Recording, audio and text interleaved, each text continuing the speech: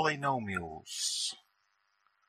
This polynomial is x cubed plus 2x squared minus 8x plus 11. Adding. When we add polynomials, it's very straightforward, exactly the same as subtracting them. All we do is we add like terms. So that means add the two x squared terms together, add the x terms together, add the constant terms together. We'll just see that here. We've got 1x squared plus 3x squared gives us 4x squared. Minus 2x plus 5x gives us plus 3x, and 7 plus 6 gives us the 13. When we're multiplying, we should have seen quite a few ways of multiplying two linear brackets together. We've got the foil, we've got the claw, we've got the noddy hat, we've got the smiley face.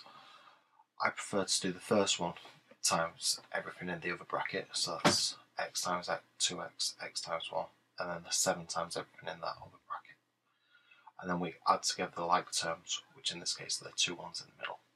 I like this way because you can expand this into much bigger, more complicated brackets. For example, this one we've got here. What we'll do is we'll do the x times all the stuff, and then we'll do the 4 times all that stuff.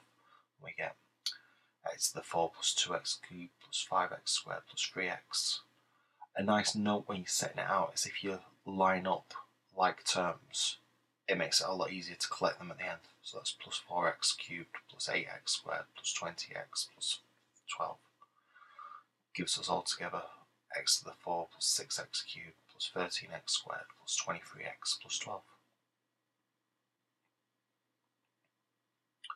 The opposite of multiplying, we're going to talk about factorising. We're going to talk about splitting them into these two brackets.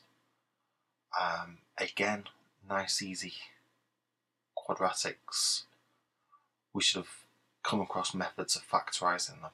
What we're looking for is we're looking for putting it into two brackets where the constant terms multiply together to form the 3 and add or subtract to form the 4. And this one's a nice straightforward one. This next example is a special one. This is called the difference of two squares. So we've got a squared and b squared, and we're looking for the difference, which is the subtraction bit there. So you get a plus b and a minus b.